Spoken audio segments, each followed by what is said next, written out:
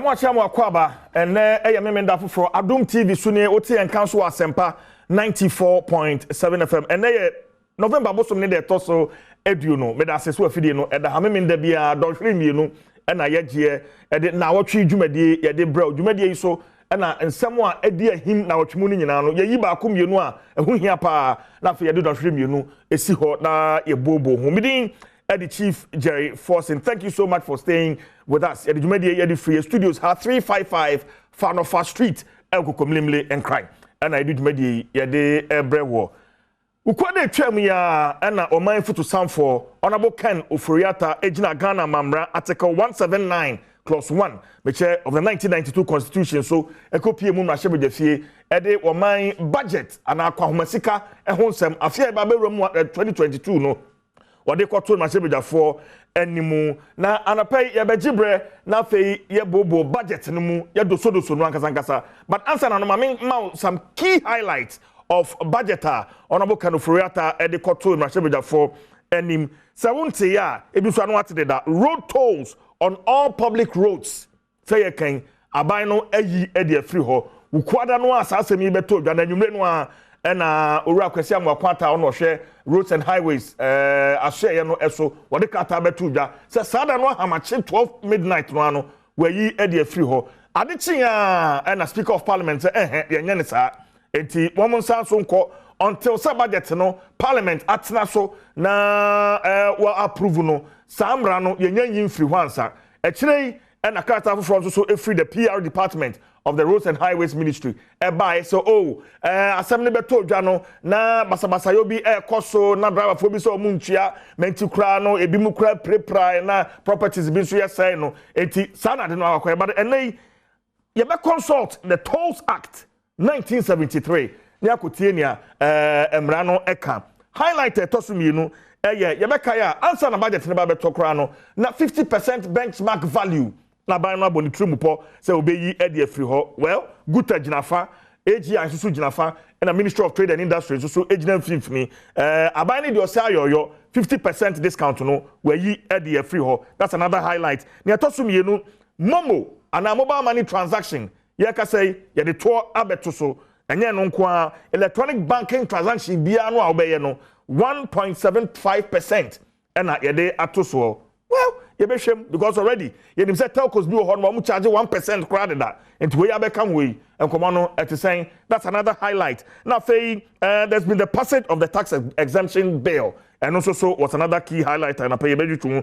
abino abonka you start initiative one which say and also so babe create over 1 million jobs 1 billion Ghana cedis every year and abino say odi ehemu and also so anapay yebeju twumo enkomo napco and also so be ensem bebre asa na budget e betuja honorable kanofurata de atuja say napco trainees and beneficiaries no ya mo 1 year extension say wo mo fanya adwuma akatua no ehonsem no etisen another highlight and also so ebetuja eno no now government is expected to spend 137.5 billion in 2022 wow. And also so yebetu chimu nkomo na yehu sa nkomo ni nyina medini bio Eddie Chief Jerry Forson yentwe ho ma ye ba meni openi kase ba ko ebetu chimu nkomo me ba meda na didi a kyerewo ye ba sisi a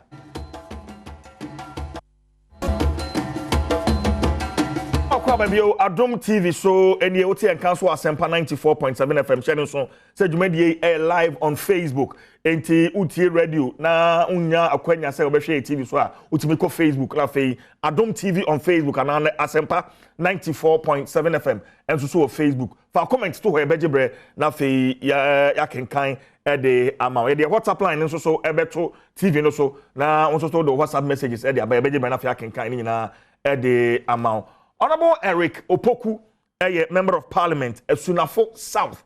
Honorable Eric Opoku, Abekansa, a former Brown Afro regional minister. And honorable, no, a Greek minister. No, me ranking member. Ranking member on the Greek committee. Apumba Kodie. Major Seminar. Na me kase ntokwa na nke de bebaha but nya ye die. Ye beto ntokwa no so.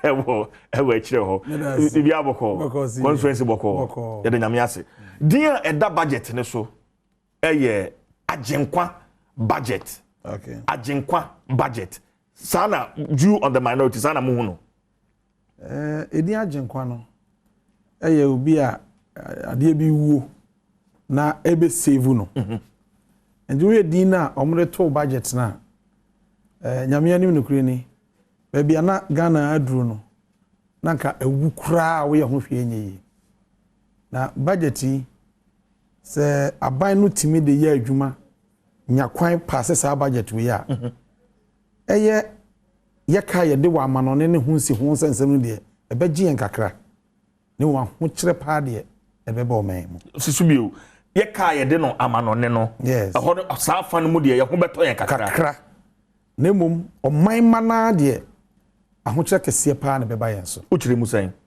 mi kire mu sen 2021 ne we 2021 budget no na aban sika ohia nyina ye 129 billion ba na Ghana aban be nyamu 72 billion wo Ghana ha your total tax your revenue bibia for 2021 no about 72 billion but interest nko na betua wo bosia ka ye de ho no ene amortization bosia de na adura wo se ekotua 2021 no wo ka bo ma na ye 51 billion ena adwumayefo betua mo ka Ghana 2021 nko aye 30 billion in fact 2022 budget say aban cry CD 30 billion na do 33 billion but na me tie on about do can me enuboma me pato me ba we need some clarity here now or just say 2021 no revenue expenditure na 72 billion say na wo kan no and we ended up expending 113 billion is that is revenue revenue expenditure revenue 72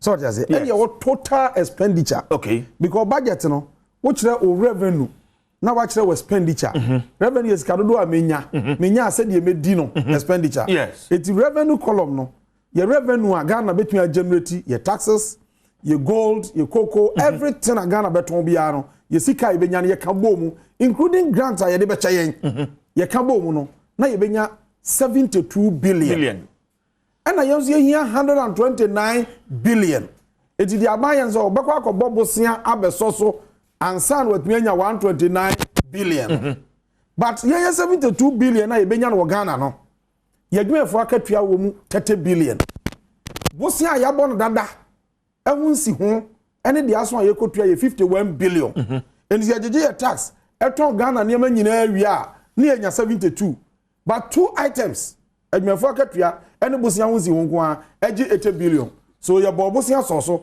in 2021 ansa na yetua adwefo ka ansa na ye bo bosia ye de be running ministries na friend goods and services in paper you use ni ministries fuel la you use ye nyina no ye de bosia na ye pa so ma se de Matthias ansa na statutory funds on say taxes ni be ye de common fund yes not less than 5% yes I was say taxes even ye de get fund I was say be ye de road fund I was say be ye de health insurance yeah say sikari nyina ye nya because if we say bosia ni si ho no ene adwumafo akatua na agisikani nyina enti bosia ene na wosa aban bo a wode yes anime that is why the whole of 2021 aban timi ntua common fund yentimi ntua common fund statutory payments nyina ye diam because yes aban ko bosia ansa na odumi ntua enti 2022 budgeting the aban ye ne say manhwe ya ahokyere ba no mitimi so de me ye ne say ene mesa agege Ghana for more na sa to na ebejeje no atimi asolve problem ne kakra anya sa de a afi ye bosia hunsi hunkura ye timi but the say we taxes be eto be enum we ye free ho no de ba ko bi pe ayeden eno na adma betra hai me ya cheche mu na mo wate ase yi me too toast no also na me original minister wa Ashanti region bi yes nti ya engage highway for ahwe toast ajeje no no ma ye home meeting pe toast na ajeje no yedi bi to adwenfo no ka yedi bi so na ye tolls ho yie to boot no yedi siesie ho entu ba wie no sika fim ba na ya na yeketo abi enhye da no so de aba we aye ne se menyi sika keto ni free ho toll ni free ho na me fan ko share fees and charges him because nipa do say card do say the tua to tolls no just o ma etuka in Kumasi town a o mon cross nkokro bi aso no obeda tua to the otwika won kran ha a on cross on fa motorway ne on call kasoa ne other areas no obere no otwato but se sia we ye free ho enti fees a ukọ DVL na kwa road way tia car biya ye. I was a car biya ye no. Okay, na you increasing by 15%. But honorable, I mean, neighbor, I don't quite just 15%.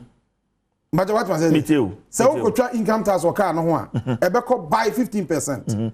Ade biya ben or car no who biya no, we increasing by 15%. And also car ni nyina na be ye. Into the no a multiplier. E betimi a generate revenue a times 3. No generating honor. But my same bisa say, how do we widen the tax net no aye na aye bon de no?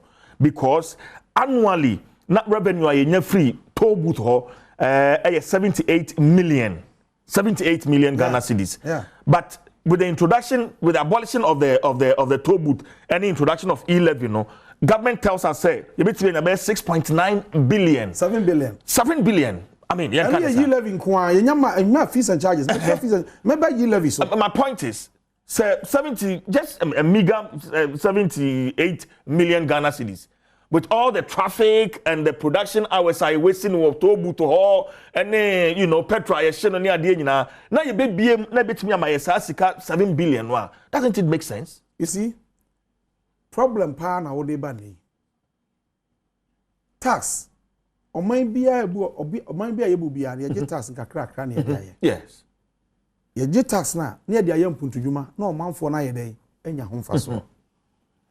Now baby ayen wo sesi ai last year budget no the taxes bebre beto petroleum products so. Wa bra incomes amanfo nya no entimi ankosoro saa. Enti obi biara wo je akatua wo man mu no the ordinary sika no koto no last year budget no amani real income the sika ntimi to no eswate. Enti omanfo ho kire wo modada. In fact, minister na highlight mu no o can say ahokyere wo man no na budget we be dey ebe solve. Sa ahokyere no e na say ye di bi be dey ebe by the introduction of the Yi levy no. How kese e na dey ba. Na me person be box ni nyina together. Na ma to me bo actually am wati. Okay. What can you say a tax dey your man ye? Me can tell necessary taxes we di nyina. Ye nyam puntuduma ba ko pay free. 6.7 billion no. Yes. Yensaka says can yentimi nyam puntuduma ba ko free. How do you know? Me be demonstrate actually am afi the what budget na see. Ma obi a na ada osije. Budget no. Oko page 234. What's your buying total revenue obenya no? 137 billion 529 million. What me adwene? 137 billion. Yes. Total revenue. Yes. Good. Total expenditure. Buying car. Opeso use in Ghana nyina no. The ono benya no Ghana ha. Ojeje tax we nyina wi a. Obenya 100.5 billion. Eno so ya no. Yeah. Oje no so tum. Eno so ho. Enti se sia budget ori abeto anim se sia no. Ghana taxes foforo ikra ejigiri nyina. Told them ye free ho, ye UA free ho, Yi mobile. And now ko ye ATM card ko isi ka down where tax. Me ba be cheche nyina mu. Ye jigiri nyina. Ghana ban so obenya 100.5 billion. Na je say ye budget aban be sa kwaje bosia 37 billion na be so so. Ana me bwa. CJ. Yeah. Obasa kwaje bosia 37 billion na be so so. Enya no kre. No correct. 37 billion no. I am enjoying this calculation. Oh yeah, okay. But you try my just 1 minute. Now you buy any honorable Eric Opoku. So stay with us. Yeah.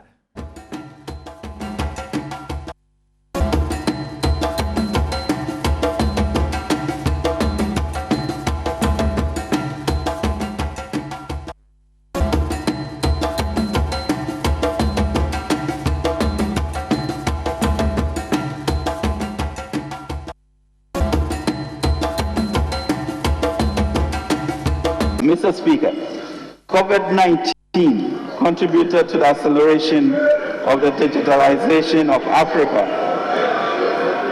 Data from the Bank of Ghana confirms a growing trend in online trade.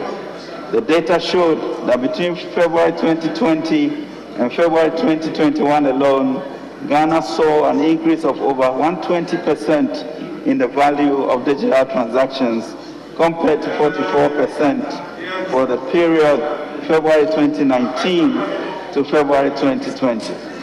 Apart from the convenience online trading offers, The surge has happened globally was primarily due to the increase in the use of digital platforms as a result of the COVID-19 pandemic.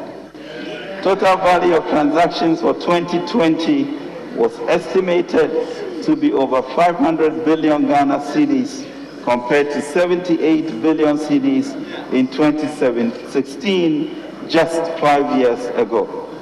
While total money subscribers and active mobile money users have grown by an average rate of 18% and 16% respectively between 2016 and 2019. To my question, which is, who can say over 200 million transactions?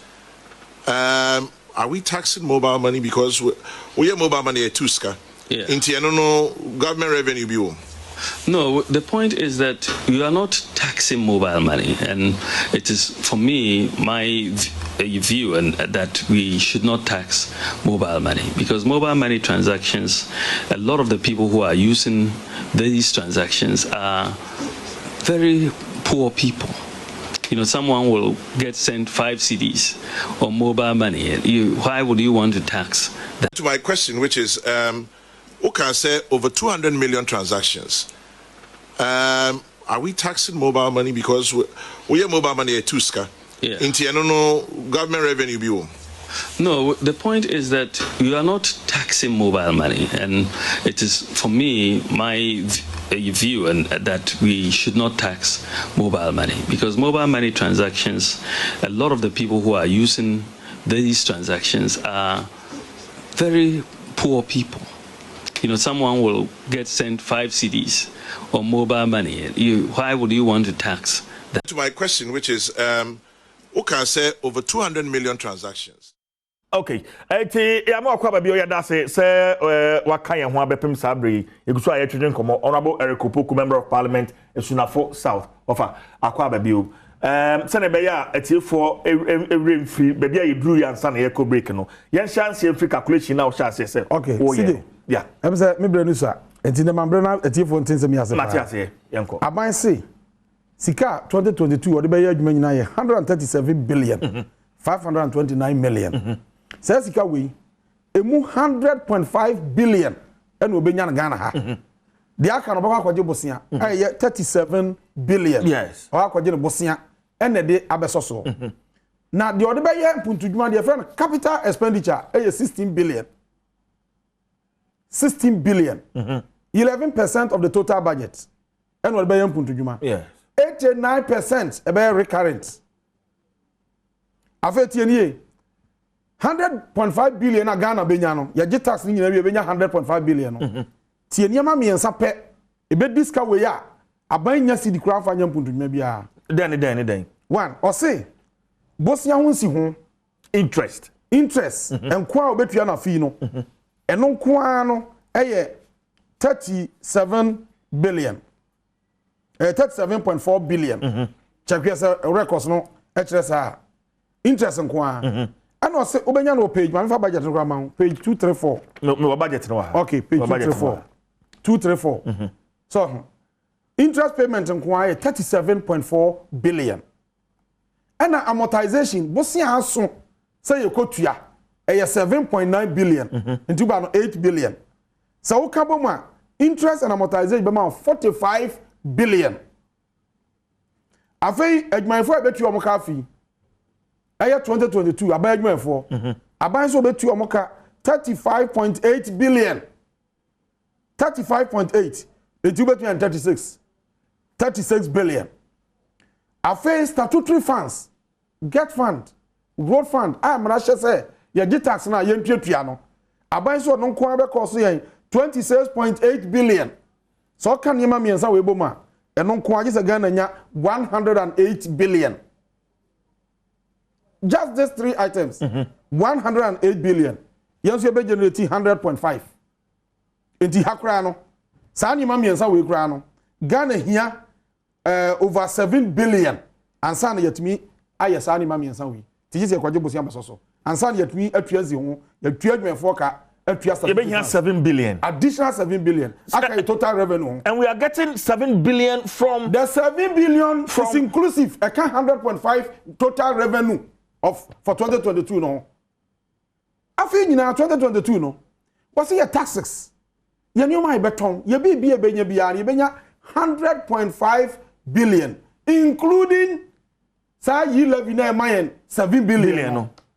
Ni nyina ye 100.5. Na minya 100.5 billion na.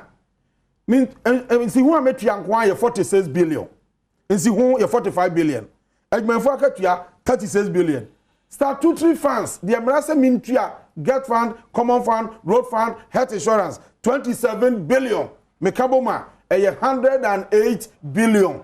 Eti we kra no magege yi momo, dia wake ka bebrebesi agi o man be ya dia wi. You say here additional 7 point something billion and sana mami ensa we yetumi aye. Remember say yenyanto petrol, yentua for goods and services. Yentua petrol ministries be adwuma. Yentua papers and ministries be adwuma. Yentua allowances.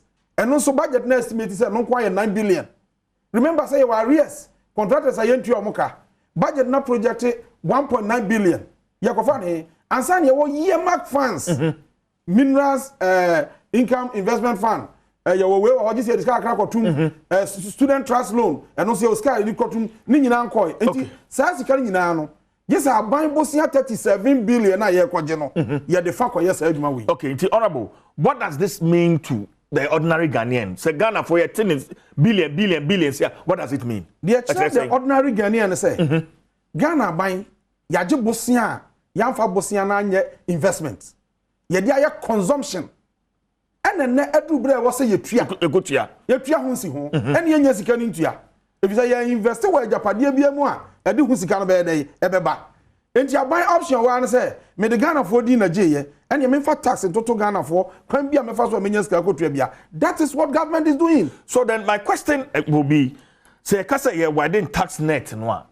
How do we do it without taxing? I mean, how do we widen the tax net without implementing some of these taxes? The problem we have no, and yet tax na be widen no crime be solve your problem. The best solve the problem. Sabe be to manage resources na yen sabe kan yi. Me ma example, where your Auditor General's report. Yes. For 2020, MPP are buying na ordinary report Auditor General here. Auditor ya appointing ni report ni. Now report ko page 3. Page 3. CJ, what the work now? Okay, can I do? Page 3. Okay. Page 3. Okay, table 2, comparative analysis of irregularities from 2016 to 2017. Figures rounded to the nearest city. Okay, inti yewo. Se ho twi kakra. Eye sika na yanhwe ni ye. Ma ebi fifiri gu ye no. And why analysis fit 2016. Ekopin 2020. Ghana sika ya handle ni ye. Yeah, anti irregularities. Okay. Anti item 1. Outstanding debtors, loans. Yeah, totals no kana man frontier say between save time. Okay. Anti 2016. Sika yanhwe ni ye o Ghana. 302,233,654. No. 2016 total no was here total 718,085,208. In the 2016 aban ye adwuma nyina under NDC oman sika ya handle ni ye na efifiri gu ya ke betumi aye mpuntudwuma no na ye 718,085,208. Okay, then 2017 2016 yeah. Ana 2017 na do kan say ya hwe person ye ya masika nwunu 780 million yes. Ya so manti obeye ni ye hono protected the public purse 2017 was saying 12 billion and 2,000 cedis 800 12 billion also ho adwuru I don't know 12 billion and 2,880,339. 2017 I be protected public purse no yesika 718 million na yesi ahwiragu eti yam protected public purse no 2017 kwa Auditor General MPP now omotam ya report no was say a jump to 12 billion Ghana cedis ayira ya wesi no ya hwe ni ya ma afifiragu na uko jeje momo nya 7 billion na what was 12 billion agu a nya nipa na ye punish wo mkeke Koso, for 2018. No, okay. I'm for 2018 in chat. That be 2020 so here. 2020. Okay. 2020. 12 billion 856 million 172,626. So just 2028. Yes, I wasted 12.8 billion Ghana cedis. You handle a year. And kasa 7 billion. And they'll talk about COVID. You see, no, you can't waste. Where you waste realities. Okay. And your COVID now, COVID na GGSika. COVID no. Yes, I the kwajeje Bosnia. Eji ska bebre by COVID inti. Ya impose taxes bebre. Ghana your COVID tax and ya toto and ya ma import ni ade ahodo nyina so. Na COVID Ghana nkwa na nya COVID. Cote d'Ivoire nya COVID. Ade na Cote d'Ivoire debt to GDP enu 50%. Ade na Togo debt to GDP enu 50%. Na Ghana after COVID your debt to GDP edu 76.1. Unya worried about it. You see, amemu no CJ problem wo mu a ya pese e be ka no kure ni. Obu o man a bosie bia wo baji bia no e wo so hu se wo besa atua ne kena. Eniso anyu su bosie ni ye kena wo tua a wo bebre. Ebra owura kofo efri so no onem ede yakọ hepek. Ye de aka ni bi cheye. Office so ni a wo ka 9.5 billion. 9.5 billion was atua ho interest. Exchange rate cost rate number cost no. And NDC buy. Under Professor Mons, ebesi Mahama 8 years no kwa wie no. Na Ghana kana free 9.5 abedu 122 billion. Some MB before can say 122 billion. In fact 2017 budget capture 122 billion. Na just say 8 years no NDC are buying increase your debt no by 112.5 billion. And on the average na buy no bobosia afibia 14 billion. Me fa we see that also. Okay. NMPP are buy. Say Ghana kano akodu 341.76 billion. Indicates that within a space of 5 years. Don't forget that 5 years you abine the 220 billion and the account. Sa 220 billion free see a wo. Abine aba Ghana ko nyina almost abono ukabo menu 220. Abine na de infianum aje bosia 220 billion wa Ghana hada. But the critical question I was here business we are journalists. Wo me know any Ghana for etie nya na was here. Abane de din in the name of Ghana aje bosia infianum 220 billion. Can you ask them a simple question? E dia na mode bosia na ye. E was say etua bosia no ka etimi tua no ne. Can you ask this question? Because and then this 122 billion no. Ask me that question today here and let me answer you. Good. Ya bosia aje ye no. Ebi ne ye ka je tia market no. Entimi tua ho ka. Yes or no entimi? Ebetimi. Good. Rage Hospital bosia ni bi no. Entimi tua ho ka.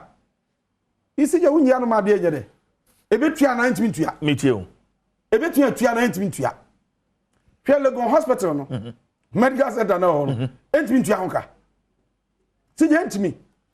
Hwe Atuabo gas factory. Okay. Ya the $1 billion and ko shame. Atuabo afibia ma iska say.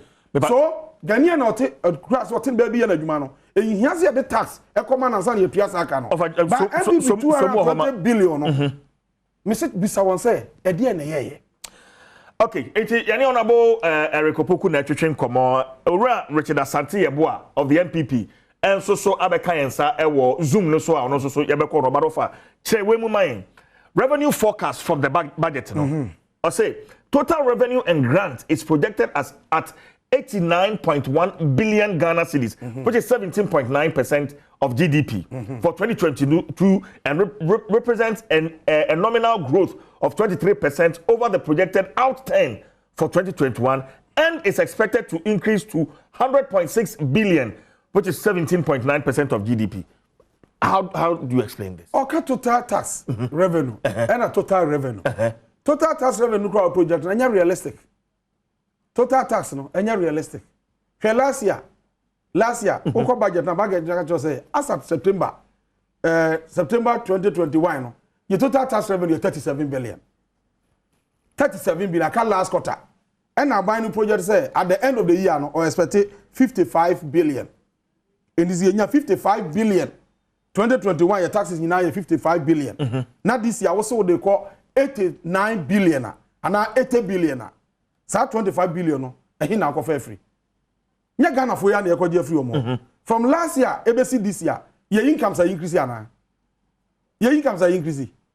See, incomes are increasing. From last year to this year, your incomes and costs. And it's hard disposable income now. 2021, we taxes in free mu. Edi petrol ni ade nyina ba we free mu no. Meka yensem eno na wo be squeeze 25 billion out of that. When you name our economy so. A very reduce your ability to buy goods and services. Because now to be taught 10 years and nobody to sex.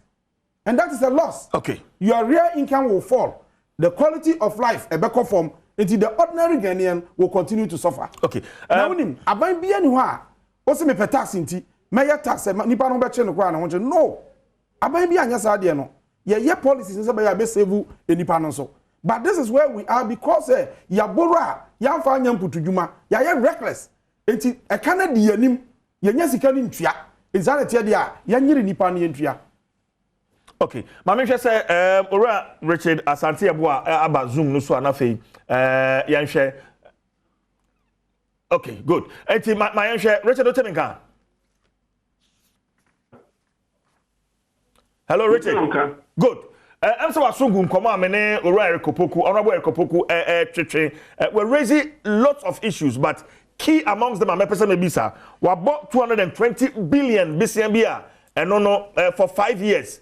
Mawakwaji says can the potin and I'm the answers in through and so now address some of the issues I will raise.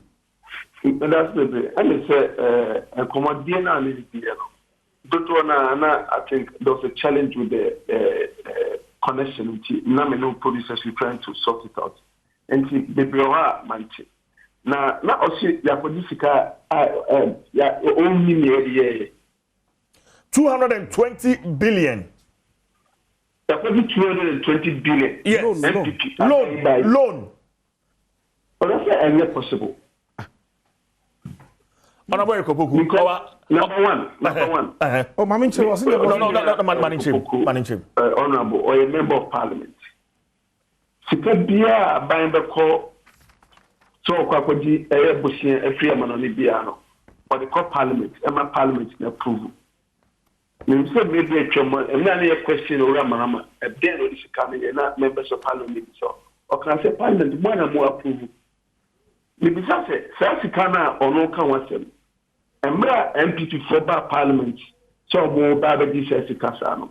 Dear Mocaso Mode Quaque. Oh, because you over near the Aquay, and MP first can get it.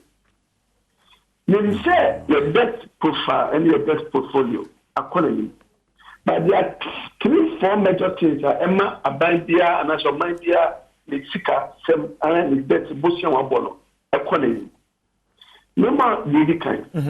Therefore, we say, Urab Mahama, a man no work on your question so now, Ghana focus, or pay a man or your room, so it's for Trebe, Nana, Adadanko Kufado.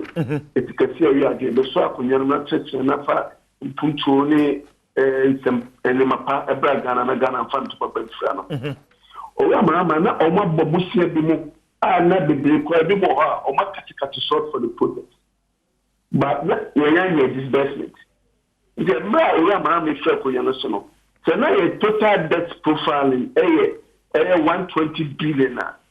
Can we say, Sassy Canana, a 120 billion? And I'm saying, Bishana, be a bona, disbursement.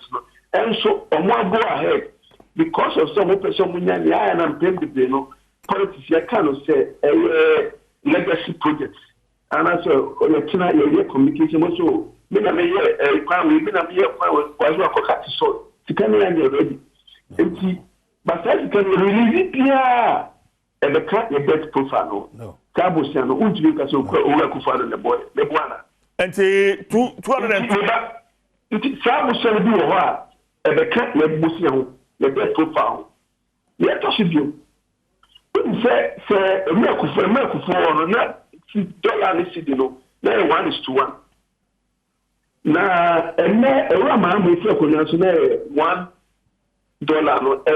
4.2, 4.3 Ghana cedis. And then they're not saying. And not 6 Ghana cedis. Okay. On the dollar ratings, now natural, you know. Se sabe na o de ka $1 uto $100,000. na usi disika mono kufo pension na 100,000 Ghana cedis mebuana however within the same amount no kufo pension na o through one na o ya mama buy na dollar no through 4.2 4.3 about the same sika na wa ko de $100 no $100,000 dollars na ko de no in dollar CD equivalent no during a year no we am if you akonya so about over 400,000 Ghana cedis mebuana I mean, listening to you as a differentials and across that effect. There's another aspect. Yes, interest on loans. Ura peso. Musabi abobiano. Nusu sanso and interest no. And no ura kufa the way. Ebeba abeka car lebegelo. And no interest ura kufa do. Akobo sa abusiam. Enti ye car ye di aso mano. Ebetina kodeni.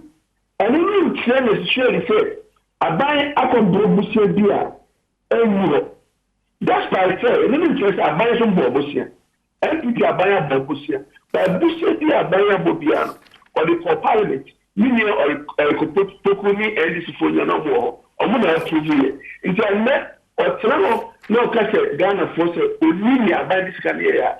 Now, I did the constituents. Okay, but Richard, but I mean, and I swear to some Kono, but the Jumano is sleeping on the job. Richard, many Kusuna or Shady and Kono, I buy Babu says, medical education, medical currency, medical trail, more say. Richard,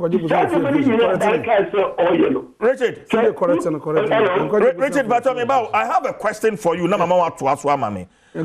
of the reasons is the CD to dollar rate. Is that correct? Said dollar no echo sunti. Bisiambia and Askabia dahono and also so bekosro. Is that correct?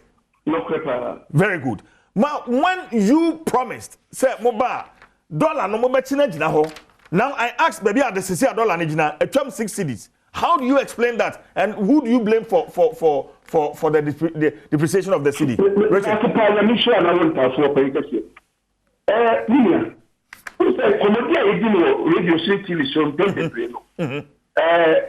Offer education to the population as well.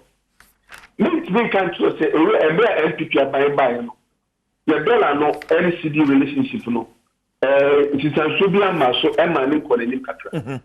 But the American country said, what we have now is the best in our history since the Fourth Republic in terms of the stability of the city. And we are, and Pensua, NPP, as far as the $5 no, you get a bit pay. Any near NDC for $5 any other government to be honest. It is the best so far in our history in terms of the Fourth Republic. The performance of the city against the dollar. And the LPP, a dollar no cost because there are several factors that Emma dollar, any city, no relationship, no, and I say, Ghana, you have import driven, never be import. So when a few dollars in the system, let you see. The CBC chase the bra and not dollar no economica.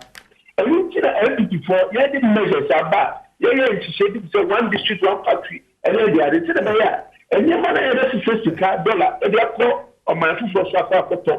Now, so it's support Juma because and you know, the importation Manonidiano, Ghana for intent to make Juma so many yellow. And I would have come at China and I shall make and I say, France, so on. Okay. All right. He says he cannot do $1 because we are $100,000. $100,000 no, na nipa munya dollar no munya by 60,000. I don't say about from the because and I say it's because dollar no na say company say $100,000 go na nipa 200,000. More social certificate. Never done said because of say people does so see sika na egu na amo hwehwe ne kye e force ama when I got to sika na ama buwa no call ni mind it is two things no dey a real fact but they make a choice say they can't choose say MPP buy they buy the $50 relationship relationship so be about so many call but the other example it is the best. Okay, Richard, in terms of all the macroeconomic indicators, and that now inflation and 15%. You buy it, so more, you produce 7%, and then they 8%. Now, as interest rate, you could say banker. Now, the interest rate of between 32 to 35%. And then we look at it, and then another banker who among papa interest rates are above their banks, car banks, only to amount this year at 15.9%. A child said, abandoning day was so by property, it is also property basel. Now, as I say, GDP growth, that's 3.4%. Yes, it's an average of over 7%. Meaning, actually, say, a bio always is a part of the good farmer, not a near coastal economy. You can, in terms of even attraction of foreign direct investment, there's no time in our history. And you can't ask West African sub-region, Ghana, BT, Nigeria, in terms of the attraction of foreign direct investment. Since MPP buy, this is Saturday. Every year, Ghana, MPT, Nigeria, create in terms of attraction. Richard, William. Job creation. Richard. Infrastructure development. Hello, Richard. Like I said, Owu Enyama Yelisika, Ayabushi Ayabo, Aya. Na, so this has been previous. Can acquire politics. Na, I said, Obi Kaswa naked propaganda. And I said, blind politics.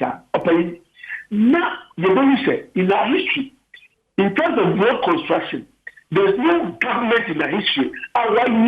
The kind of investment in road construction. Okay. Richard, the number of overheads. Richard. And the number of asserted votes across the country. Richard. MPP. Richard. Hello, Richard. Hello, Richard. Hello, Richard. Uh-oh. Hello, Richard. Hello. Yeah, me pacho ya twetwe nkomo nti ana o mo so ba ha. Why? Ya twetwe nkomo nti woka kakra na mesoma kakra honorable Ekopoko susu wa ha. Reaction bi na wo de ugina so na afei ahwe nkomo no kama nti ya mo aso mra wadaroma. Me dase. Honorable wachirem tietia. One. Ose sa 220 billion ya de beto manim parliament uka ho bi na mo pass e ne etoso mienu wabo dollar to cedi wano so aka ho asem but quick reaction na fe yento aso we have other highlight that we need to say asema obisa na ye simple mo bedi akonwa no maje bosia 220 billion e de na mo diska na ye and we say SSM me ameye MP no o se bosia ni nyina aba manim parliament ya approve ye enti wasami mom ena meka di omo de bosia na ye e kire Ghana for but of course aban be de bosia so mo kire no dis kan be answer true fa wa dwene nkoma me kire mo mati ase bosia na Ghana de amagye no ye wo domestic borrowing and ye wo international borrowing no and ba parliament by law any international transaction 220 billion no ye look domestic na international afa na obodi asem no ba ko paragraph 176 of their budget. Paragraph 176 of their budget. Oh, 178 kwara e kan nyina apreko. O say domestic loans no anon kwa ye 178 billion. And o say international no e ye 163 billion.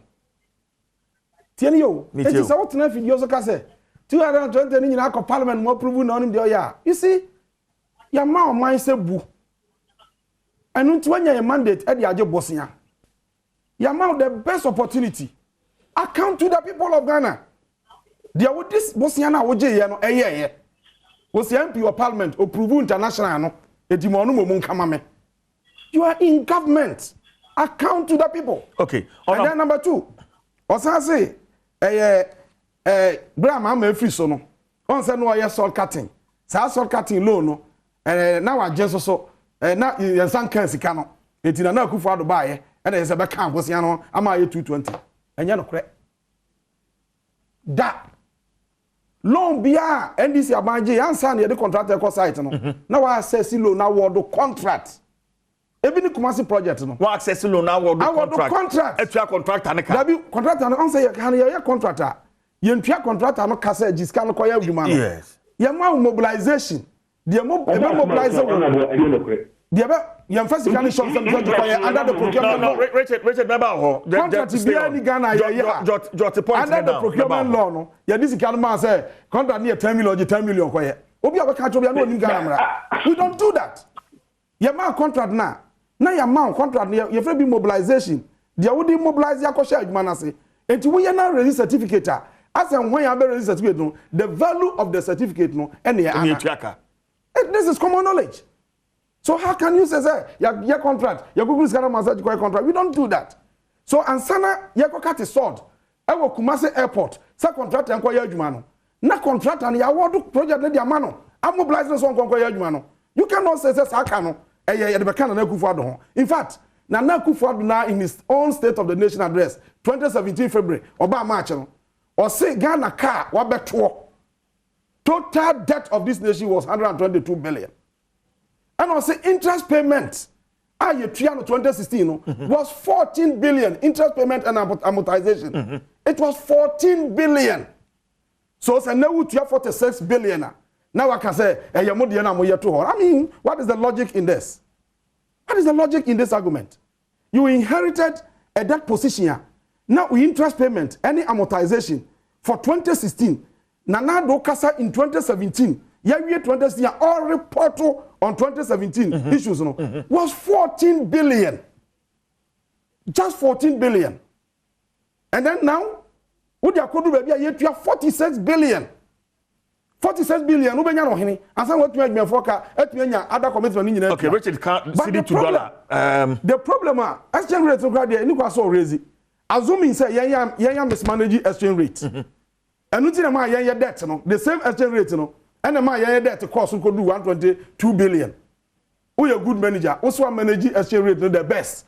And then now attribute to loan now could do 341.76 no to the same exchange rate. After so managing the year no. I mean how? Exchange rate, yes. Who could get Bosiano your dollars? What the bar ebeko cedis? Eti yen wo say ya mismanaging ya say no. Enu ti na ya ka no epaja kodru 122. That even explains say yen so 122 billion no na exchange rate factor no eka ho bi. And wa ki say nya de ya mismanaging ti ya de ebi kura exchange rate na epaja no course ah. What about what was managing ye? Wo say the best all over. Then now debt kodru 341. Constitute 76.1 of our GDP. Okay. No, minye. Na borrowing no kura no. Enya no kwa ni borrowing aba we ya. Ghana ka no mo dikre no aba we ya use strategy a Ghana ka no nya ni nyina na ye dibu nkonta. I will prove that to you. The one here na ye teto nchen. Oni say get fund on dia kwaje bosia. Get fund. Eto na oto abia. Honorable omeno oya ni nyina. No, meba Richard. Meba ho. Get fund. Because okay me say omanya de. Man say omanya, me say no omabo. Because the point is say once you are giving you the opportunity, Richard, you see, we'll be out to Ghana and Rolling Stone, you start taxing by. See, they support to education. In the idea of tone, you might VAT, that's be 2.5% the EGA, yet the Cobwa or Mayumia. President Rollins the by President Kuford Bayer Juma, Oja Hokoi. President Miss the Bayer Moja Hokoi. President Muhammad Bayer Moja Hokoi. President Kuford on Kwa Bayen. What the taxes no get fana ye no 10 years ahead. What the akwaje bosia. And they say get fana ye jejia. I was say 60.2% there. Ye di kotuaka. In the next 10 years, you are monetizing future revenues. 10 years ebe. Wa ba be di Ghana konwa bia no. Get fana ye tuatu ye school in the next 10 years ye dey wi. Okay. Anya no kwa. Honorable Pacho. Energy sector levies. Until 2035. Okay, me Pacho me ba. Richard Mami fan ka kona mu ye. Richard me pato me honorable. Okay. Honorable Honorable Richard Batamela. Honorable. I mean, clear way issue. Okay. MPP aban. You buy. You share in your media. Yeah. Me teach me about so much teaching to the what chief for betting in the mass. You share the banking sector issues. You buy now during NDC buying pen too. My banking sector no collapse. We knew say before people the background no rap for me I can watch them. Amana World Bank and IMF na indicate say your banking sector dey ebu na ni na air crash na baby how the back on my money by how MBY. The betul IMF economy na Ghana ye dey akoshe IMF botum. Ye yi sa nyema ni flow. Banking sector clean up. You're spending close to 25 billion to deal with the issues. So Ghana for deficit on Benio Musica. Now human show musica for bank of Musabeco Musica. Ya paid via Musukra aka securities, any SAG commissions, 1 hour falling under them no. They dealing with the banking sector cleanup. Upon last year COVID period. COVID period as a country, they seek a revenue target to you. Because Ghana as a country, over close to 90% of your tax revenue is Accra, Accra region. We are second one here, Eastern region, and Ashanti region, and then Eastern region about 6% in the floor, Ashanti region plus the rest of them. No. Ghana economy and Katano, the way I have built the structure, everything is Greater Accra. If you shut down Greater Accra, there's a total problem. There's a major problem. At the moment, the economy is not fully open. Other institutions are not working. Borders have been closed. So these things affected your revenue performance. You lose you out close to 11 billion. And what you know? Eastern region, yes, second. No, Eastern region, yes, second. For the purposes of the record. Rated. For the purposes of records in Tibato, Eastern region and your second, it's Ashanti region. It's not Ashanti, it's the third one. We mistake. Okay, so it's Western. 142 Western region. Western region is second. Yeah, and then Eastern region. And then again, Mamifa we interim unconfirmed report. As you see, producers Erisa Gumasum and it's Captain Kwejo Chikata of the NDC. We're trying to by unconfirmed reports. Captain Kwejo Chikata of the NDC. Wadaya one sorry, I unconfirmed. You go so any DHC in a confirmation I didn't umbiano yede ebeba. But Richard, quickly, very important to my viewers and my listeners. The e-levy tax, e-levy no chenemu dey important na fe minja kwan. Membra honorable hona fe yen sorry. But and we need clarity on this one. But what can because we can't not your Marcos cookies at the coast cookies. And then free education for a benefit. And then abiding self from factories across the country. Factories across the country means they say I employ over 155,000 people. Teachers I employ more. And no, we are within this require finance ministry, Omama financial clearance for over 16,000 teachers. You employ teachers are ethical almost 70,000. All right, Richard. Any other allied help? Levy over 100,000 at the moment. Richard, never yet, and you pay your super so. Every constituency. Maya, Richard, ambulance Richard,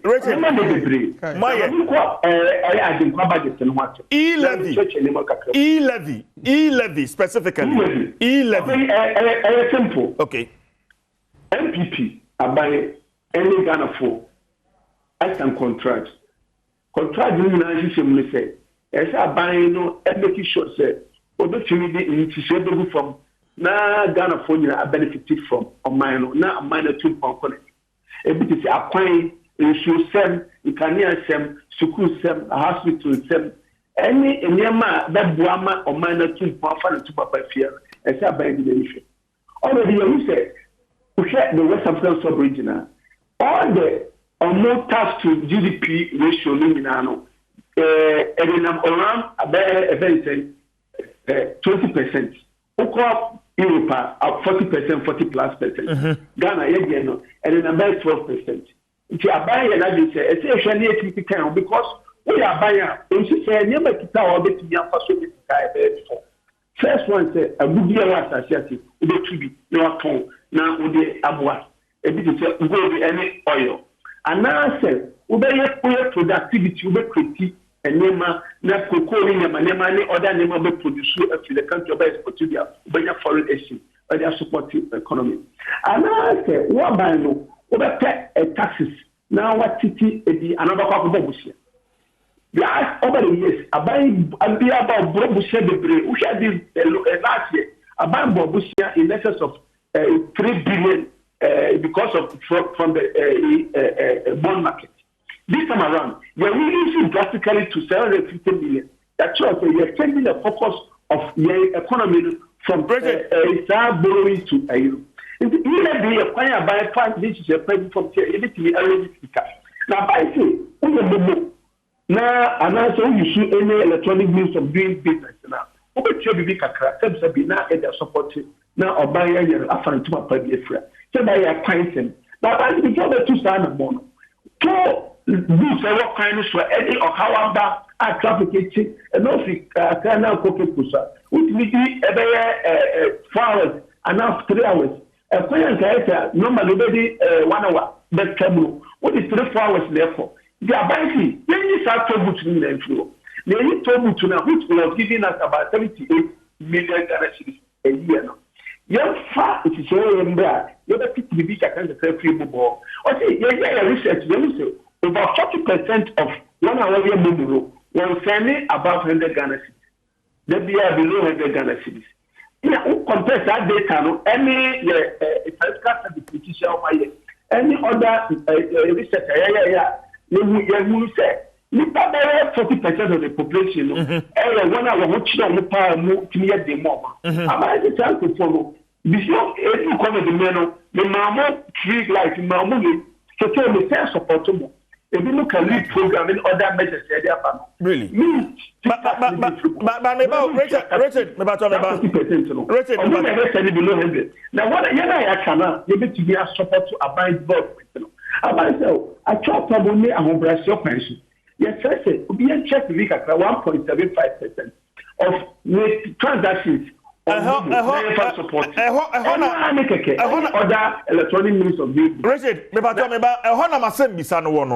this same government who came preaching cashless economy and all that into amafo bebre any abeji sa money e-transaction in as also the 1.75%.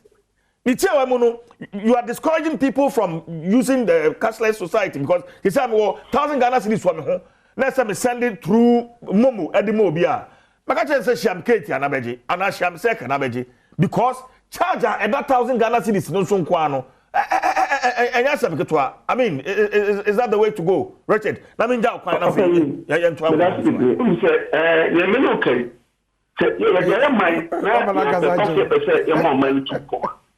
As a citizen, this is your responsibility towards the nation. Like I said, you might be go to school, now you're free. Now, you can't charge a nation fee. Maybe you not buy it, you be capital, now you can support you. I don't know. So, you have taxes in your life, if you're buying. You're buying, who share this budget to Krana? Taxes in the best 5 of them, you are a year to and I say, you're reducing. Every day, you propose, which is your crowd. If you are buying, you're making sure about 17 taxes. Either you have scrapped it entirely and now reduce it. Now, we are connecting in terms of tax instruments and reduction within the tenure of MPP government now. Operators say, a mountain says, MPP are buying. Yeah, this is a power reformer. Yeah, reduce tax by 11%. The tax is here the 2 years. And we're buying, remember the Magana for 1 year. Now, I don't know about 10 Kanye too. Okay. All right. May I say Richard? Richard, may I say 10 Kanye? It is a part why you must small loads, stop loads, and support it. Richard. Anyone I will use your person will set your point. Richard. What me say? Richard Asante Yeboah, medase. Honorable. Medase. What my Richard Akasa fine. So when I'm not here. It is no come I'm rebate kakra bi. Richard so buy omo yi taxes makwa 17 about. Say everybody honorable your time. Okay. Because Dr. Edu Owusu sa akode or economist or no joining with Zoom. Na nkomo no o ti ha na say ya ne no nkomo no ye koso bato yiti Richard okaza say omo twa taxes makwa 17 the taxes new ones nko makwa 23 na bagana between 2017 basing there the 23 new taxes. No, but there were some what they call nuisance taxes and number if I can run you through those nuisance taxes. I don't say makwa 17 I know the 23 aba 23 new taxes. Yes, up to today. Bobo bisu na me hwe. Oh, unti na me pay wasem no. Bobo bisu na me hwe. Me bo bon makoma akira. Number 1. Or the 1.3% VAT flat rate at the buy. Or the 2.5% increase in VAT by making get fund levy and NHIL straight taxes. It's okay. Afei tia or the 3.5% National Fiscal Stabilization Fund, a levy, extended beyond expiry date of 2017. You impose this tax. So by 2017, you can say you continue or by extending. Or the 2% special import levy, extended beyond expiring date. Special import levy, no, you had the buy 2016. 2017, no, almost had to extend. After what the first term, 2017 to 2020, taxes that were imposed on Ghanaians are collected and later withdrawn. TB, luxury vehicle tax, and also what they buy. 50% increase in communication service tax. So then there are some taxes that were introduced and later withdrawn. Oh, sir, Ajiji Huska. Okay. So you to me, sir, Ubu a contract, it was so feature.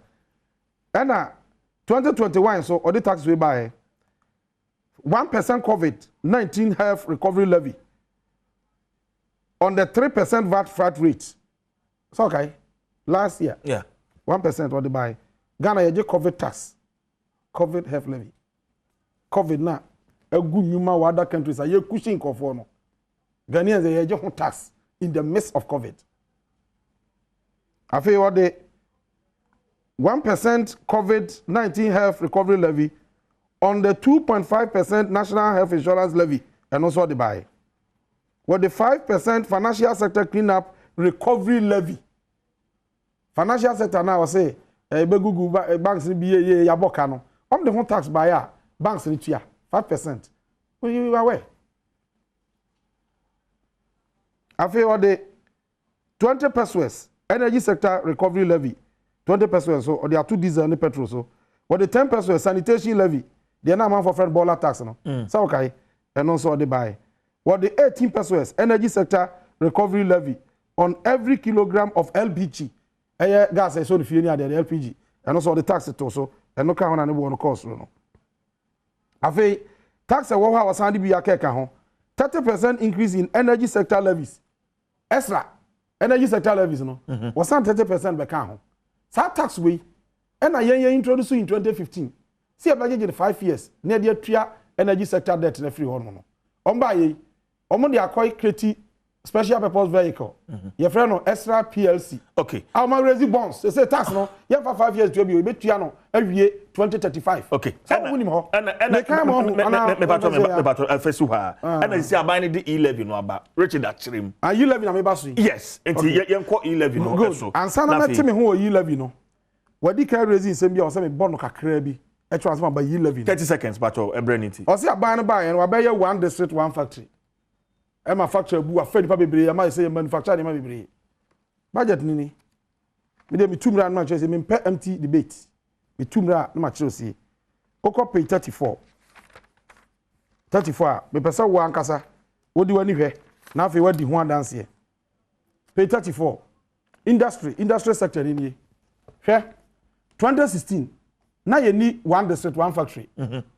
Manufacturing can contribute to 7.9. Yes. Meboa. In 2018, about 4.3. In 2020, about 1.4. Meboa. Yeah. So, the impact no in your mind. But let me explain this today. Mami explain when not here for say. One this one factory, the government projects are now individual and are buying more funds. And your individuals are buying support to them. President Kufuor buy venture capital. Venture capital also they support to small businesses. Sabre na ede for her and the Rollins ede for her. Na ede for support to businesses ah. Obi set up manufacturing ayi bi money sika. Na ye de aboa no na wono so watimi apagam. Sabe ya betumi export to more. Na yenya dollars more abem na create jobs. So President Rollins ye bi. Ya mende EDF ema afet mi support to businesses bebre. President Kufuor the venture capital beka ho be ye bi. And the President Mahama and what did the Ghana Exim Bank buy? Do you understand Exim? Export and Import Bank. Bank ya ye dey support to exporters. Na mu producer ya ma mo foto na ye apagya mo. Enti so bi ye ne factory na ye call Exim Bank. Exim Bank no import duty AGB the percentage call Exim Bank. So nimsa. And the President Mahama he passed that law and he established Exim Bank. In the obi ko set a factory. When I say Exim Bank here so na one district one factory. Yeah, no be back. Okay. Eti now got your factory. Na Exim Bank ma foto say Jifaya factory na. Said na ban bia de foto support companies na. Ni akosi ho sandboard, ni atwan 1D, 1F, ni akan say aban your factory. That is not the issue. Aban your factory. A normal structures e dey go for ma. Ya dey support producers of exportable commodities. By no crown impact what he says here. The impact on the records, say 104, they tell us 104 factories are in operation. You haven't say 1,000. Fancy 1,000.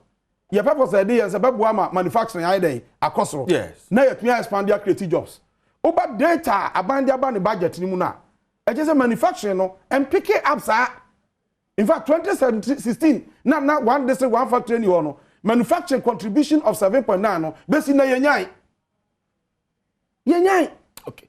If I talk to us, okay, someone confirms here. Yeah. Good. Yeah. Good. And not economist in the casa. Or say or mine you move from taxation to production. Say also catch and say it's not true. No, in fact, personally, I have a challenge with that. It's not true. I have had opportunity to interview certain ministers. Promise about the mind that we are moving from taxation to production. They should tell us where we are now as a country. Richard can say, you're moving from taxation to production. Now, catch what say. Me, and then demonstrate I'm going to say, Ghana moving from production to taxation. And then this is we were producing. And I will demonstrate that. We'll be about dispute to be not a dispute with facts, no be a TB. Politics is not about lies. Okay, prove it. Now we'll be able to say yes. And per production, now expand the production. Now expand the production. Now expand the production. Now we are expansion. No, need to transform the economy. Everybody will understand. Say, see here, you're moving from production to taxation. What is government of Ghana producing now? Tell us. I feel you love me you understand the comments. Yes. Good. I buy so tax and now the electronic taxes, digitization, digital tax. Or might be a person called cashless. Now cashless economy no, and only economy to me develop because it can be a be back see fee, nanko bank be an a leakage. So do sika koto banga. What creating loanable funds for the bank? Bank then sika obet me the other day, abobosia. And do sika koto bank, yes, a bank no the two akwa no koyi. Otherwise, better no try interest. What do sika near juma? It is can be a beko bank be ano, a buying your home for so. And on maybe in fact advanced world that developing in ano. Aya cashless. Yem first can card na dia to ade na otua na call baby. Now ye Uganda ye bi. Uganda ye dey no mo draw eh. They had to abolish it because anya dwuma e-levy no. Yes. Omo ye bi they abolish it. Now the ade ba Ghana sesi ano. Ano odene. Na me ma wate ade ketewa bi. Na fe wahu ni yie. Wo se Ghana ni o wa brochire. So discuss eba fie. Remittance no can say yanya bebre eboaye no. Yes, eboaye. And my dollar no home ton kakra because the foreign currencies na dey eba. Enti yesesa na ma dollar no bebre so aba system ni mu. Na no na ma pressure na eba so no kofom. Tie wo de ba na ya use ka. Na wo tie ase e wo ya bosu adwuma. Ya tua ka 4 million. ana 500 Ghana me pacho 500 Ghana no ye de ma no ya to tax ya to income tax free yes sika no da bank and also the ATM kwa you or down enya electronic okay me da do tax me da say ma 2 minutes ne ma Richard na fe yemfa this segment no say waja kwa bread o be owo so when na kasa do me we say me bato me ba Richard Teminka hello Richard Koda dada yeah Richard wo ho I'm say doc ube try me kakra na matwa me ba na fe baba ho hankasa na me no aba ba twetwe ko baba am say Richard the field line so 1 minute na yen wrap up wadaroma say see say ukoje sa o 500 ukoyi 300 wo ATM no ya jo tax wo ho e na e ba o phone no so e na se ma me yare wo fie edimi send abrowa 200 wo di 200 ne send na eno so betua tax wo di ko ma abrowa no wo di ko hospital say ya je no 200 no say o me wo card wa visa card me fantua monyina mo fantua say electronics no e wo so send tax I mean how o ma be ne run ne sa so at the end of the day no yeah the how kese e ne beba and na sa tax ya dey, but at the same time fees and charges in our increase no you can fees and charges I wouldn't say tertiary university fees in account nursing training fees in account yeah and san na one na utua mo yi switch no say electronic transaction yeah it no so tax huh honorable Kopoku ma enda wase me here wo studio na studio na FM radio so na TV so dey yan nyina TV so dey yan nyina time you see ya na de ha me kakra no say say ye nyakwan ye wa kwanya wo no ye makwan mo politu environment no that way e ma de otie kire no tie office o mo kan no kra kire na o can jobs and into na mo bi no ma example ba ko mo jobs no so creating see an wa hwa de o ma budget o you ready me pacho me ready president no cost wo ma so honorable Eric Opoku job creation member of parliament for wrong south ni nyina ye wrong over so in share adom FM studio and president Mahama me no wie unim say you invest in oil production in Ghana ha obi a invest kese sada ye add 2 oil wells me boa fields e dey count na bi abada eno no ye dey year na buy investment no in 2015 we projected say in 2017 2 years e be wie no ye be double oil revenue ha at the end of in the middle of 2017 now investment no kick in no ye triple oil revenue opa hwe say 2017 GDP growth na kan 17 no industry sector no oil nko contribute to 80.3% na PPI investment bi ho me bamba Ghana ne ka gas nyina ye invest wa atuabo ye fancy ha atuabo produce ye fancy ha sa gas na ye produce ye invest 1 billion unim de nya honorable Eric Opoku ye member of parliament for Sunafo South and ye no atwetwe enkomo no na otwedwu ma de so de offer ye de brain nyina beka wadaroma ye twa homra ye ba ye betra so ye ba sisi ha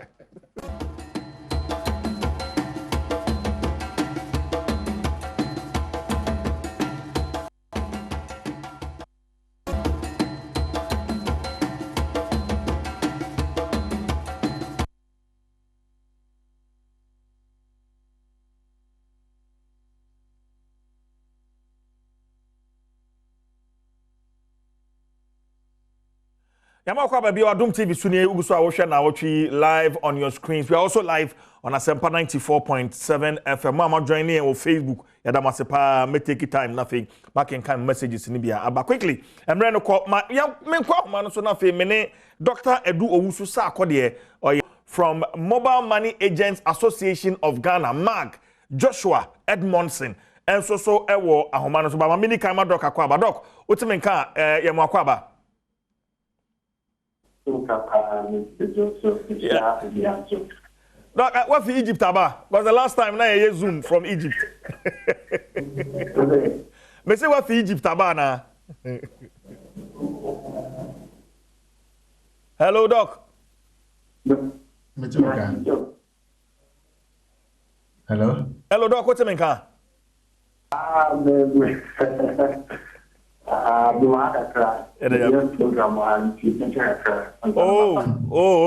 Okay. Doc, on Momo tax revenue, what prepare BB on it now for economics na graph say Momo tax revenue compared with other revenues. Yen sha sin free ho. Then pa na pesa wo kire. Et is saying doc. Okay, so we share statistics na Ghana ha nipa omu yusu momo no omu dɔɔso pa a little over 30 million. 40% and a transfer 100 cedis or less in a day. And the nipa bebrebe omu ya momo transfer ni nyina no. For uchemu or ha just emu 40 and transactions 100 cedis or less in a day. Now o share graph on so aha and da ho no. Yeah. And red for no and a year 60 omo year more than 100 cedis a day no. Okay. And blue no less than or equal to 100 cedis a day. Okay. And the tax no na be yanko first graph no kwa more red no kwa na ko so. Okay. Omo blue no enka wo. Okay. The another first yeah. Okay. Eti send a wuchire mu no yeah ta send above 100 Ghana cedis no yen na ye 60% no and omo send 60% no. Okay.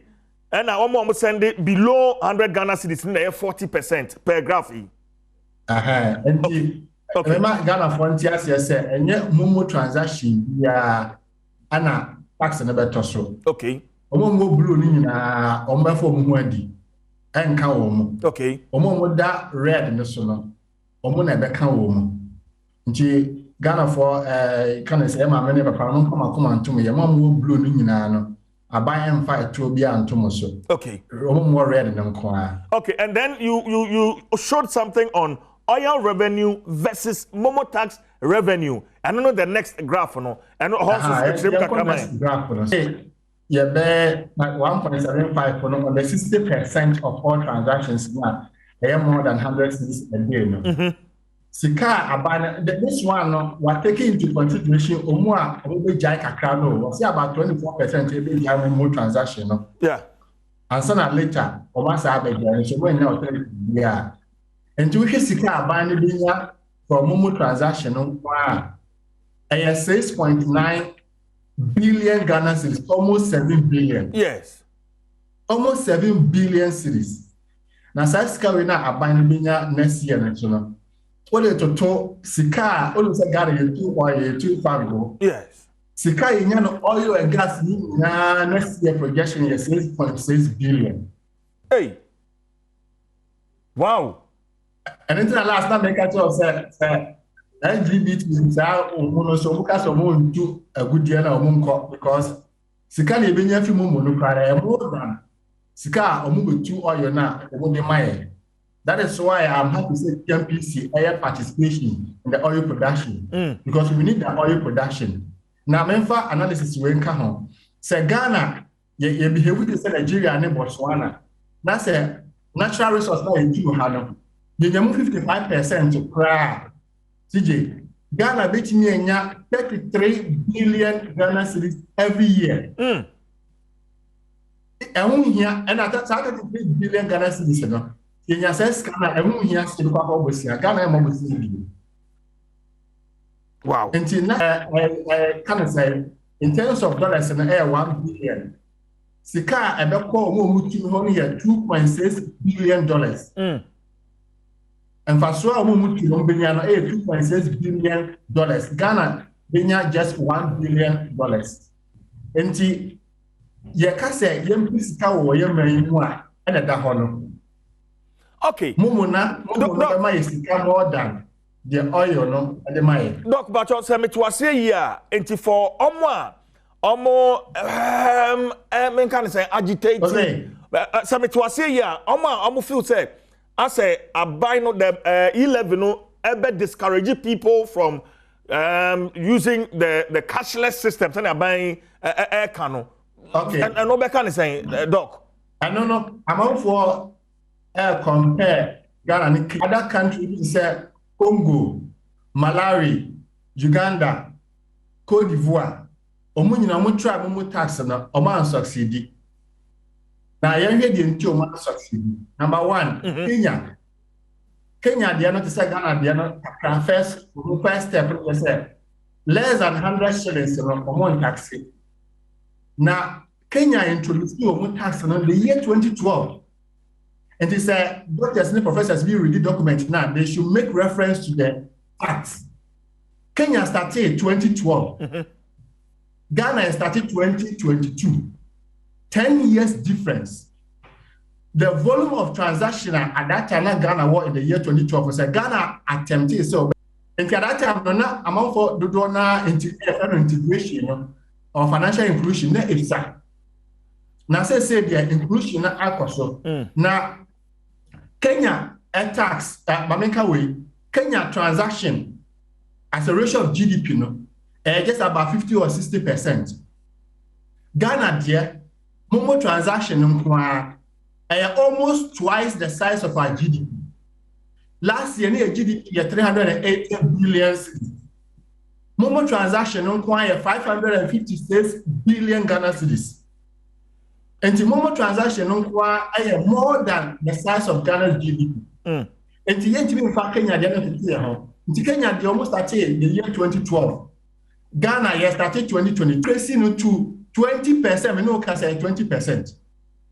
Until we 100 cities transaction be 20 cities and number 2 Kenya. Wow. So the two musica no one. Ghana diano tax near 1.75%. A new 2 cities a new 2% cry. And the yet mean for Kenya diana and compare Ghana diana. Number 3, a year Lapa Kev. Kenya for no omo try who said omo revenue mbunyano afena e conform. And he said we the friend of Lapa Kev so we ta e to the business say sika obenya free or say e conform also we that tax no. Kenya try no say omo revenue mbunyano just 1% of their total revenue. And the conform there na hu hia so mo de bato. Ghana there revenue ibenya as a ratio of the total revenue, the tax revenue is more than 10%. And Kenya for the long time in front of 2 years, no cry. Okay. And there are so many, almost 1%, but almost year here from only to be also. And I have so many interoperability. Because, for example, Congo and area who transfer from MTN to Vodafone, there will be charges. Because only interoperability, Ghana you want interoperability. And the charges in more. Until transfer from MTN to Vodafone, charge here anymore. And the almost countries no more objective because of the extra charges from interoperability. Okay? Okay. Then the other reason I'm subsidy those countries you know here, the banks to the number of charges are issued from banks to Momo, would the Momo Koto ye better, would the record idea Ghana government also offer. Say in between the transaction, also we the number of taxes in everywhere. For example, what the bank account economy better with tax. So the Momo also transfer commerce CJ better.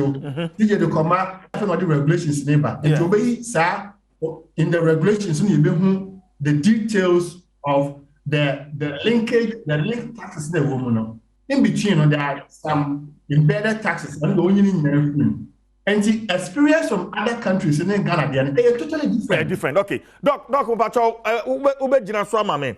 Na many Mobile Money Agents Association of Ghana, Openia Okasa de Momo, Joshua Edmondson. Joshua Otiminka. Bibiabo Kodie. Fantastic. Listening to The Economist on Enfaswa as woman, ye benye free sa Momo taxi so it should be some piece of good news to you as an na bichi the doctor kanu na said ye didn't say yen ye concern say ye nim say ye di kan aspect ye nim say the aban ye sika ya che mai no na ye for it also we are never against the payment of taxes ye nim say to any edition ko any say aban getwa we are never against it. Okay. Minimum yen ye concern say ye di kan one. There was no consultation, there was no engagement. Nanka ebanisa, anka ban yet me so a children, ama aban afa kwambi so in your revenue without necessarily putting that 1.75 e-levy on the subscriber, because the subscriber not only a live wire. I am also speaking from the point of job creation. Akunya mumu jumi, and they are bringing agents. And they say, and she said you said you 12 dobi.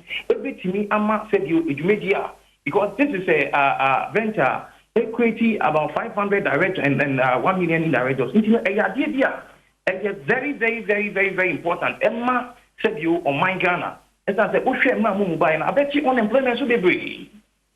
And one thing with Mimuni Samri and a tour is the way to go. In as much as a buying Sika is supporting on. 9 years, I didn't change it different. But you didn't change it. Lucky, the anticipation is Naka Samri Moon, at Nemu Kosrono, at Nemu thing up. Businesses are even struggling to break even. No. Lucky is Sanka buying the baby good naming Kakra with respect to the operational cost in the Momo ecosystem. Now, a balance and none of them ecosystem no are very attractive. Every amount prospective investors. Now, people are bankrupt with me investing a woman. Now, and no balance Sika beba ecosystem Sika eba ecosystem no already no. I buy every body taxes every in commission via so at the end of every month and we get 10%. And who here 30 go 10%, who here MTN 10%, who here go that 10%. And the abiding with all these are taxes, no. And you know, so we share the year 2020 revenue in terms of taxes. And today I'm going to say, amidst all these challenges, amidst COVID, amidst struggling, any high interest rates, any high operational costs, any other obligatories that you share, every government agencies, no. Like buying rather no offset the operational cost in running the Momo no swap. Having some invincible deductions at Dr. Akana because who pushes Sika, me pushes Sika mouse CD, young fancy 200 CD. Now one corridor, now who could push up with also yet too. Sanya mean Yama, Jumidiano, and you do. Exactly who is Anka this one, Anka rather no, and over Bama investors, prospective investors, they be one more bemuno things vinico. Okay. Yes, why you won't that are not so. Said you are buying a good name in sense of operational cost near the end. And then my yes, you did Jumano. The first no say if you want 10,000, it means as a young say only young about 5 people at a time. As I attitude to who do near my Bintino, and then must see how we can be me. All right. Or so after every more. All right, Josh. All things being equal in the long run, also no. I find air taxi, the normal tax or taxi is 10% down. You did it, I find can win Yambu. A bit near buying import, I'm buying revenue. All right. Because that made ye. But as you support the years to get church, my immune said, I want to Kaka. All right, but you do my bit, you do my bit. Okay, Josh, but I say, Doc, so what's the concern, sir? Mag for mobile money agency, one more raising. Then I say, I buy ye as we speak, based on our concerns on Merizi. Doc, I'm sir. Often in Semantine, Casaya, but you're also more concerned. Yes. Yes. Yes, I think it's a legitimate concern. All the other countries are failing in Congo, Malawi, they failed because they did not engage the stakeholders. Okay. In fact, Malawi said there were strict protests against the Momo tax. And then today, I think the government should have engaged them to see the way forward. But Yenka everything into perspective. Ghana for Yentia said, Sika Yano Maymuno is Shapa. And council so many a buying to me come up with Sian Shesho, said the first or Bono. And Jaffu with the young Sika award Maymu. Are people saying, sir, Momo transaction should never be taxed? Is that the concern of so many people? Or they are saying, sir, you said, if you cry 1.75, the answer could be at 1.7 and 1.5. Okay, Dr. Batomeba, concern back on so normal say, and can almost say, buying crab drop the tax on Momono to encourage more people, rope in more people onto the cashless system. Nanka, no, so we're so at the revenue. I don't know. Yeah, there are so many areas that the business can flow, in addition to this Momo tax. In fact, before the budget, I proposed, communication service companies by 60%. And the companies no provide here with those communication services. We should tax their profits. Sometimes they don't even declare their entire profit. Sometimes. And we should find a way to catch them, not to arrest them. I mean to find a way to tax their profits more, because government needs revenue. I don't see how government can build schools, obetimiasi school, obetimiasi hospital, obetimiasi road, onye etwo. Me hu aban bi ewo ewiasem ha, obeka se ono de onye two. Obi ampe two tia. Na sometimes na me blame government communication team no, because the way obesia aka asem no, two tia de wo de ba, de kasade ene ntiase na ma nipa na bia na se momo association for kase man from no man transfer. Etuo de obi ampe two tia, ye asori kuokura obi ampe two tia. Enti wo de etuo ba I was still what na se nipa no transfer church mu se enti enye momo tax nko a communication service provide a company tax ewo ho property tax ewo ho I was say abandon adia biba wonim say aban the share budget we mu say next year budget we mu say tax exemptions bill they will try and pass it. Yes, it has been with parliament for a long time. We lose 4.6 billion Ghana cedis every year through tax exemptions. CJ me no kasa wonim say our budget we say Ghana will provide tax exemptions this year. Yes, idea what the share budget we say obey abolition no wasa ko pe home figure of so pesika adena ekwan aka ye fa so pesika no de won ka ho asem na da bia tax na easy way na ubeto the tax ne beto no ho anu afa na de ato tax exemptions no empanyin for the work Ghana ha no omu na enjoy tax exemptions and nti na omu person mo be pass that law no ade also be abolish wo the 3 billion cedis akoshem. Now, all can I say? Corruption in this country. Auditor General's report about irregularities. 12 billion Ghana cedis and the cost of this country. Yeah. Financial. Say, make them free say, tax on momo, tax on food or not there. Gentlemen, about to me now in the next in the long term. Okay, but doc, but a short-term measure. Okay. Natural resources, you can't want to say natural resource. Ghana government, you see participation to 55% here. You been 33 billion cedis every natural resources. And who here can say about here? Okay. And to a holistic approach. If indeed we are serious as a country to mobilize resources, we should do it holistically. And you can say, you should be air for another be easy because petrol will be able to easy. Momo transaction there, that professionals now, paying cash there, Omuntia tax them, Yadi Obodai. Tax exemptions 3 billion now, Yakosha budget, permanent equity.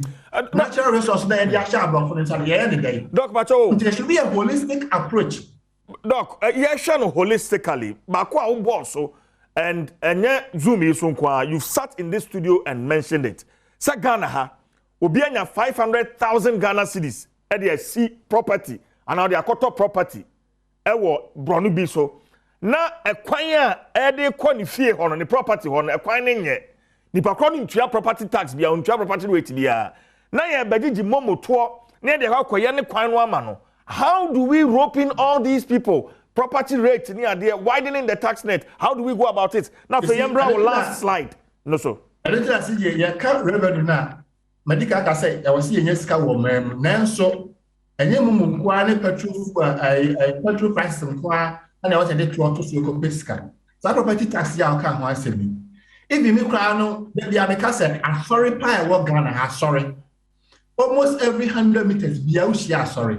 Until the yentwimu ka to e kwan ada connecting one church to the other. Ye ne ba ya won so no. Na emfichi kwa e wo Ghana na ya asphalt ni na.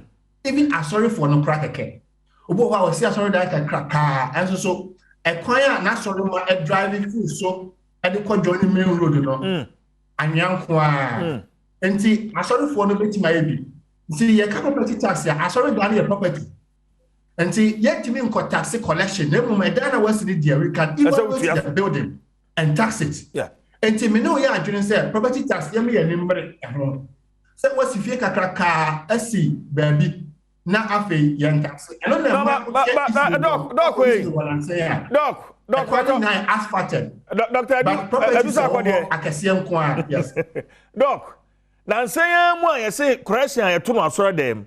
Ye to aso to utu ni esi Ghana ha ene sabanya kase asoy da mumduntu no esi ho na efe at the long run it will make the government even unpopular. Dr. Sakode. Yes. Properties are kese wo krom ha ene ina na etu ada so we oh I don't know amanfo utie say Adam nti na amanfo move say ye pese what when ya press ye pese ka wo man mu a Adem na property tax yaka ho asema ka because moa na property no yemodia enti mo pese mo be pass law no na mo be tax mo ho tax exemptions no moa na mo enjoy enti mo pese mo be pass na mo enjoy na mo mumufo na omo ai bi a 200 500 billion na mo kwa tax enti na ma aye mentime ho asika kra abam no Mr. Aban said the position of government should be right.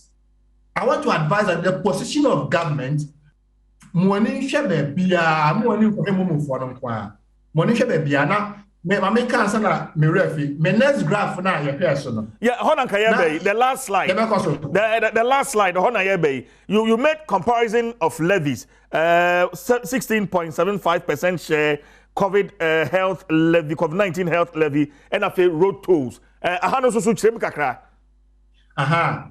Momo tax no ebema buy 6.9 billion cedis.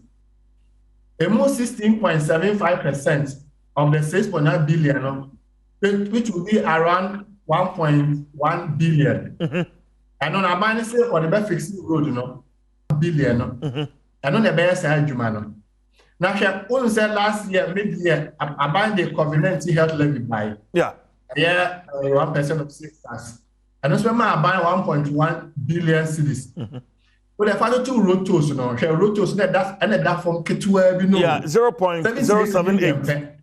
And see, Osha, I want you to now road tolls, the barber traffic, and pollution, and the Uber benefit, and the Uber you might brand.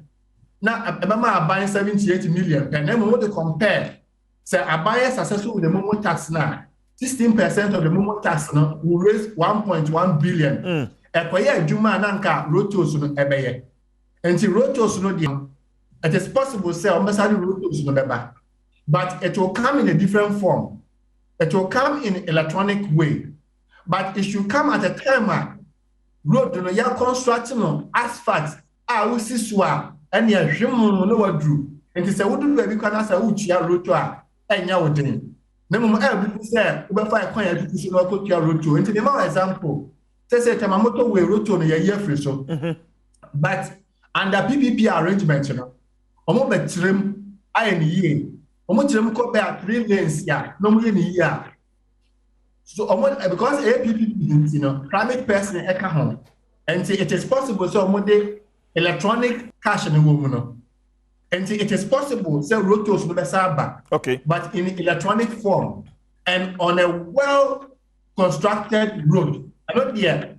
So we tia sato na on sumo. For example, if you Kumasi, you call Kumasi bade bia say usi suna say there dual carriage. Na you asphalted. Usi swa pothole bia so. Na say bia udu be na say rotos no ni ansakla da was so ense udu wa nye afidie card no bo ka anim udu wa na ba na page de say ye o legon no obi anu wa ba gigi coins and auto card na wo de ready cash and ekoto enti aba be nya ni sika no at the beginning of the year enti idea we na ye nyoma o sa ban ehwe ye di pesika wo man na sika ye nya no man mu dia sije enya kra wo dem say Kenya bo no modern chen Ghana nkuro kitikiti a wo mu wo mu no omo ya ade chen Ghana nti sika ye nya no man mu dia Ghana ye money mo ankwa ni mu all right nti ye nya ye hwe ye pesika na sesi a amanfo ya no say LGBT wa homo ma ye sika dia omo so omo abufuo budget ye pesika 100 billion no woni support a omo de ma ye na 170 million enu 1 billion ka.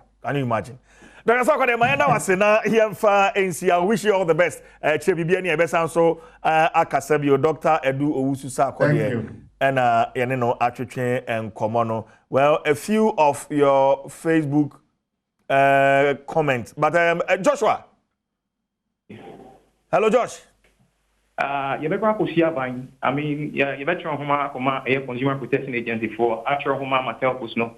Na ini ya kan abom na ya kwa ko ho aban na ya hwe kwan ya be fa so a ini ya be ko yini mo ho esan say ya hwe ni yankita ni ya ebia na akoku yeduma na no ne concern aside that no ya endorse sa ban hi sika e dey develop your mind of which ya support ya crowd say be bo aban see it's not ni e fentim ni e hwe how best ini ya ni e betimi aboa. All right. Yeah, that's it. Joshua Edmondson, Ekasadema Mobile, and Yensan Soka Richard Asante Yabua of the NPP. Me the Chief Jerry Forson. Mena me di jumedi ho echiame. Production team, fantastic production team. Welbeck, Kofiam Pedu, Joshua Tigu, Priscilla, me camera, sound, MCR, Edo BBRC. I'm free. The price for greatness is responsibility. Now, you what that's in there.